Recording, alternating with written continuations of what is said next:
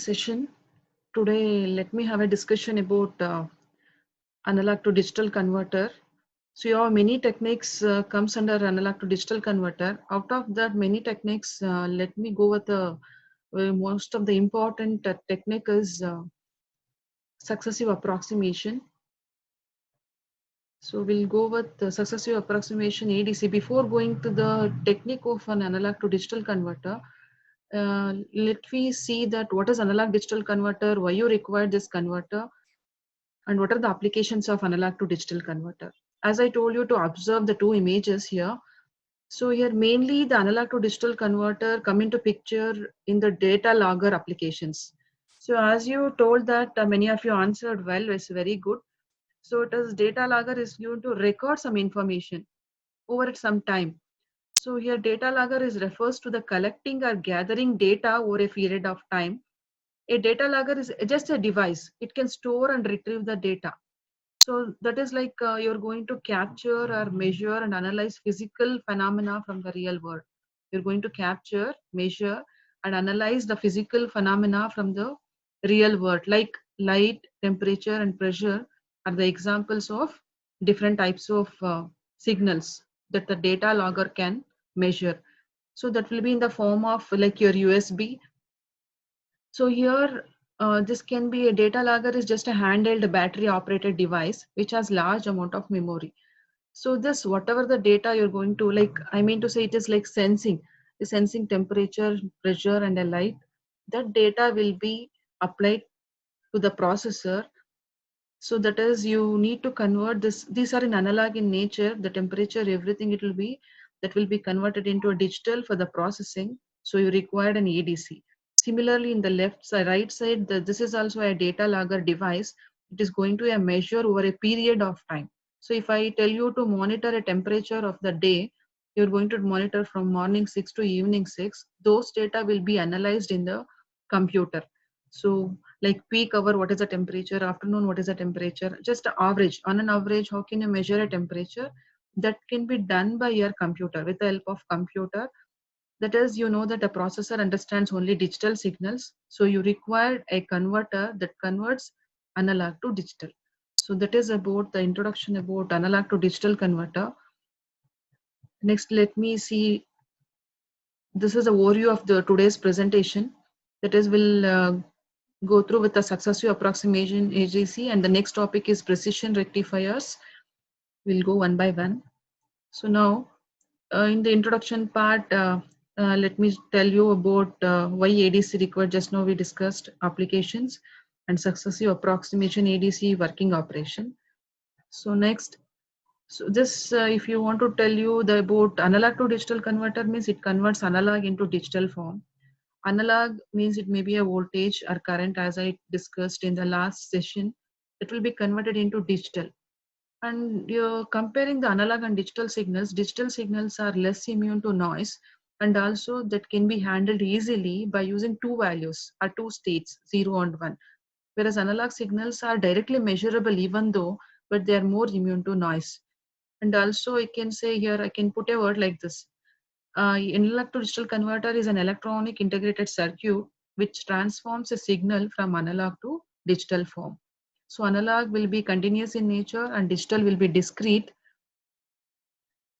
form. So analog signals can be directly measurable. This is about analog to digital converter. So why you want to convert? So here it is microprocessor or processor can perform only complex processing on digitized signals. When signals are in digital form are less susceptible to deleterious effects of additive noise. As I told you, it is less susceptible to noise. And also the analog to digital converter provides a link between analog world of transducer and digital world of signal processing, data handling. So next we'll move on to the applications. So as you observed in your lab is a voltmeter or multimeter, I can say. It is used for multiple applications to measure resistance, current, voltage, many more things. So that is the one of the application of your analog to digital converter. So what you are going to measure voltage that is analog in nature. So that is one of the application. So next, measurements and data acquisition. Just now told the data logger, or I can say it is a data acquisition, acquiring data over a period of time. So next, it is used in control systems. ADC is required moreover in control systems and programmable logic controllers. So for example, if you want to do any mini projects, you maybe used sensors. So those sensors, again, the sensor integration can be done by using the digital things. So you need to convert, a converter is required. The sensors may be a different sensors, humidity sensor, temperature sensor, IR. So it is also used in cell phone. Obviously, you required in cell phones because what you are speaking is audio. It is in analog in nature, but that can be processed by using digital. So in your mobile, you can find the analog to digital converter. So next, video devices. Again, video is in analog in nature. Wherever you are having all the signals in analog in nature, you required for processing a digital, you need to convert analog to digital. So audio devices and video devices. So this is an example. You can observe the picture. It is about robotics. So here you're using many sensors. So that is, here it is, and it is multimeter. So measurements. So measurement, maybe voltage, current, and resistance. This is about ADC applications. So in the down part, you need not to confuse with this. This is about some particular technique of ADC that is not in your syllabus. So next, this is just a brief of it. ADs are usually used in wherever an analog signal has to be processed. Just now I told you, processed, stored, and transported in digital form. The some of the examples of ADC are just now we discussed about digital voltmeters. You can find ADC in digital voltmeters, cell phones, thermocouples, digital oscilloscopes, that is your CROs. And here, just observe here. So last class in regarding DAC, we have discussed about 4-bit. Similarly, in microcontrollers here in ADC, you'll be having 8, 10, 12 or 16-bit ADCs are available. But our microcontroller, what we are using is, it uses a 8 or 10-bit ADC. You have observed, you might have observed, I guess, when you are writing a microcontroller architecture, you're going to specify how many bit ADC you require. So like that, here it is, your microcontroller uses 8 or 10-bit ADC. So next, types of A to D converters. There are many types of analog to digital converters are available. It is dual slope A to D converter, successive approximation A to D converter, flash ADC, delta sigma ADC. Like single ramp, dual ramp, you have many, but according to your syllabus, they have specified only one technique for to understand ATD converters, that is successive approximation ATD converter. Just observe the diagram here. Just listen carefully. Here it is the successive approximation ADC. It consists of, this is the main block diagram of successive approximation ADC circuit. Here it is, you can observe here 8-bit SAR. The SAR stands for successive approximation register. So register is used to store the data. So here, this is the art of a circuit. So SAR is the art of a circuit. The SAR stands for successive approximation register. Here, whose output is applied to a 8-bit digital to analog converter. You can observe this is a second block. So output of SAR is applied to the 8-bit DAC. Why 8-bit? I'm talking about it is a 8-bit approximation ADC. So you can observe the output of 8-bit SAR is Q0 to Q7. So Q0 to Q7 becomes totally 8-bit output of SAR that is applied to the respective 8 bits B0 to B7 of 8-bit DAC. Here you can observe, you can observe here one comparator is used in the circuit. The comparator is going to compare the digital signal as well as the analog input. Based on the comparator output, that will be fed as a input to the 8-bit SAR, that is serial data input to 8-bit SAR. Here it is whatever the operation taking place based on the clock pulse. The clock, for example, if you want to convert 8-bit of analog data into a digital, you require 8 clock cycles. Similarly, if you want to convert 3-bit clock cycles, 3 clock cycles for conversion of 3 bits. So n clock cycles required for n bit conversion. Remember, you required n clock cycles to convert n bit conversion. So now is coming to the comparator. Just observe the comparator inputs are, you're giving a input as negative input as your digital output, that is output from 8-bit DAC, and the positive of the comparator is given as an analog input, Vin. So when you are comparing these two, when the comparator output goes low, so when the comparator output goes low, so here when the analog output voltage VA, this is the first D2A converter output is greater than Vin, the comparator output is going low. That time, what it will do is SAR will clear its MSB bit Q7. Initially, Q7 is setted. So before that, now let me explain the components, then I'll go with operation. So as I told you, art of the successive approximation ADC is 8-bit SAR. Output of 8-bit SAR, that is 8 bits are fed to the 8-bit DAC. That digital output will be given to the comparator with analog input that will be fed as a serial data input, and you can observe the clock is must, and here you can observe D naught is a serial data output. If you want to have a serial data out at a particular time, you can have an output here, or you can have a parallel output. Here you can two types of resistor you can observe, serial in, serial out, serial in, parallel out. The resistor working in a two fashions, and you can observe here the start signal will be enabled as soon as the 8-bit resistor going to set MSB bit 1. So here Q7, Q0. So Q7 is a MSB and Q0 is a LSB here. First, initially MSB bit will be set, that will be fed as an input to 8-bit DAC. And you can observe here conversion complete, CC, conversion complete. Once the conversion is complete, the conversion complete signal become high. You can observe here CC is connected to the enable of a latch. So once the enable becomes high, the latch will just gives us the digital data out, that is 8-bit, the latch of 8-bit, because you're taking 8 parallel output lines from D2A converter and a CR resistor. So this is about the working of the components of a successive approximation ADC. So here, as I told you, it is based on the clock, that is rising edge of the clock, that is transition from low to high. So you require 8 clock pulses. Initially, 8-bit SAR is going to enable the Q7 bit high, MSB bit high. Remember, output of the comparator is low, your SAR will clear its MSB Q7. So it will going to reset. If it is comparator output is high, when I can say comparator output is high, when the positive is greater than negative. So I mean to say Vin is greater than digital output, or digital output is less than Vin, then the comparator output is high. When the comparator's output is high, SAR keeps the value as it is. So for that, I'll explain with the table. We'll come back to the later this operations. Just observe here. My intention is to convert 143 is my analog value that can be converted into a digital one. As you know that how can you convert 4 volts analog into a digital? You will going to represent 4 in 4 bit is 0100. Yes, like that only 143. In order to represent 143, you require 8 bit of data lines. So that is, we'll be taking it as 8-bit DAC I'm talking about. I hope the complete table is visible.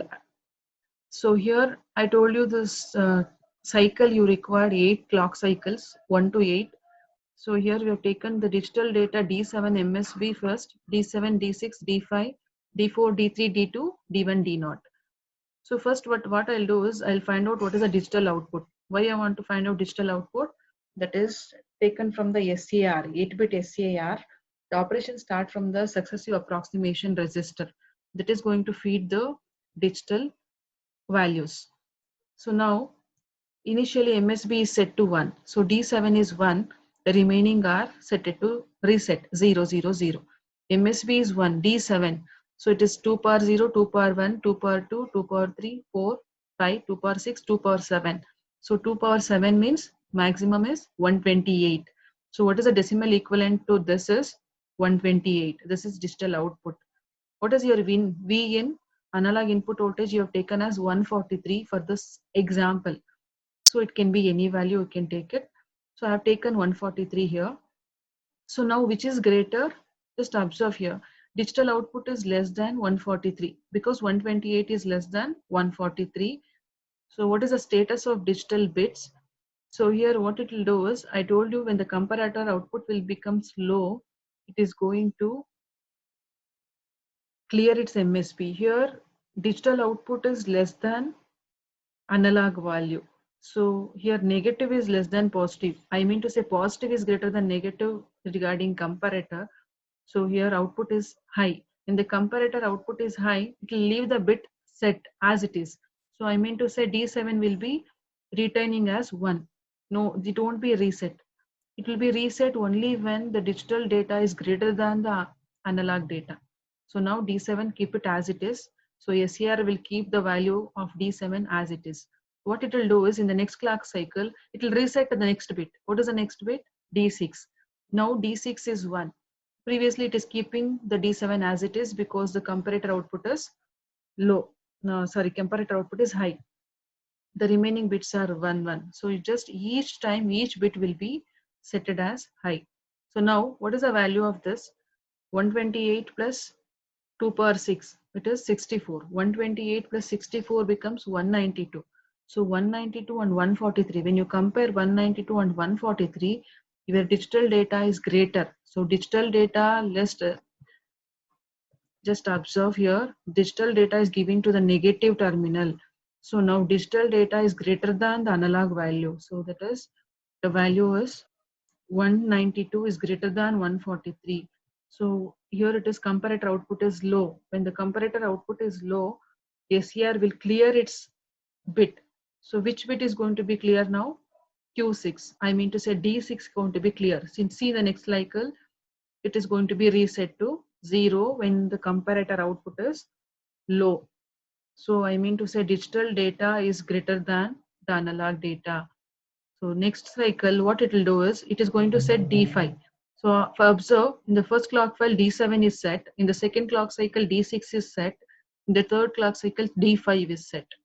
So the previous will be based on the comparator output. So now D5 is set. So now what is the value? D5 means it is 2 power 5, 32. 2 power 7 means 128. So 128 plus 32 becomes 160. Just compare with the digital and analog value. So 160 is greater than 143. So 160 is greater than 143 means it is going to be reset the particular bit D5 in the next cycle. So D5 is reset to 0. Next what we'll do is in the fourth clock pulse, the fourth bit will be set to 1. Now what is the value, digital equivalent of this value? Decimal equivalent is 2 power 7 means 128, 2 power 4 means 16. So decimal equivalent is 144. Again 144 is greater than 143. So what we'll do is, so here it is again you're going to reset Q4. So Q4 is reset to 0. In the next clock pulse, fifth clock pulse, the next bit is going to be set to 1.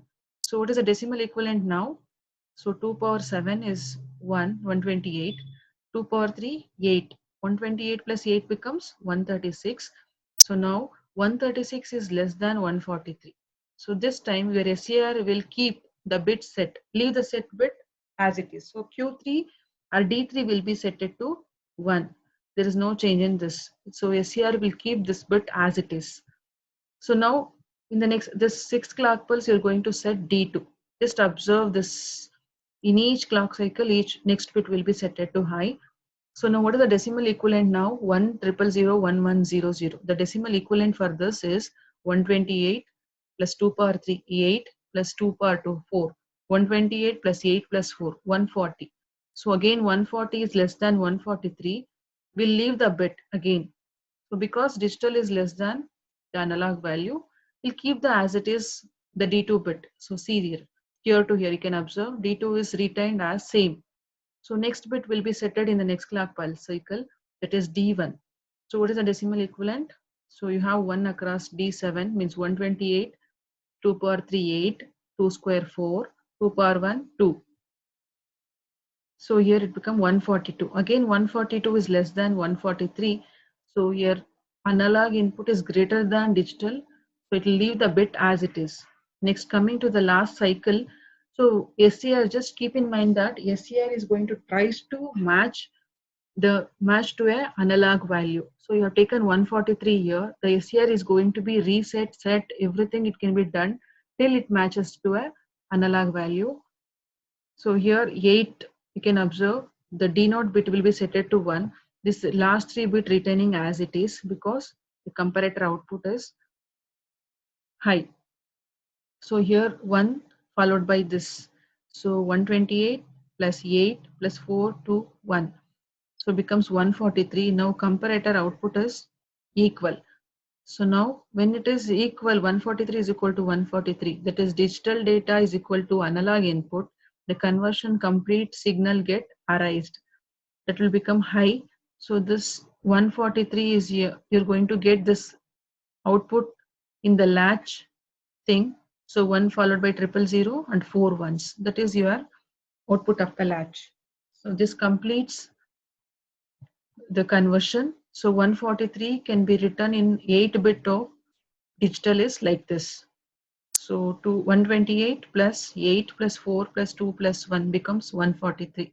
So your SCR requires 8 clock cycles to convert 8 bit of data. So this is the operation. So you need to remember here when the comparator output is low, when the digital to analog output is greater than Vin. So SCR will clear its MSB Q7. This is keeping in mind MSB Q7. The same thing it will continue till Q0. If comparator output is high, what will happen? Comparator output is high when you can say when the positive value is greater than the negative value. So D2A output is less than Vin, the SCR will keep the MSB Q7 set. So remember D2A output is less than Vin will keep the value as it is. If it is greater, will clear its MSB. So I hope you understood the operation. If you have any doubts, just put it in the chat message. So left out with the 9 minutes. So can I continue with the next topic?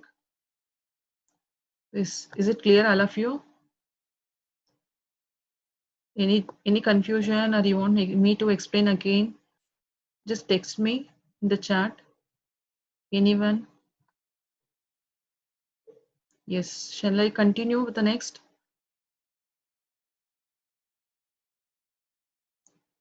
Yes. Okay, fine. We'll move on to the next. So this is about successive approximation ADC. So here it is. I told you many techniques we prefer successive approximation most of the time because of high speed and excellent resolution. How can I say it is fast and the resolution is good?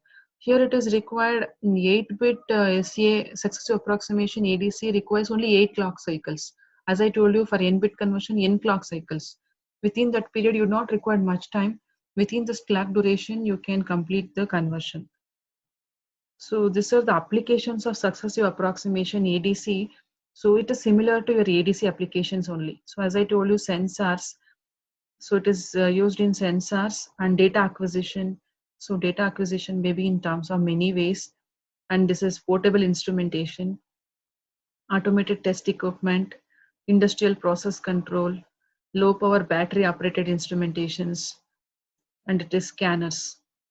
So these are the things, oscilloscopes.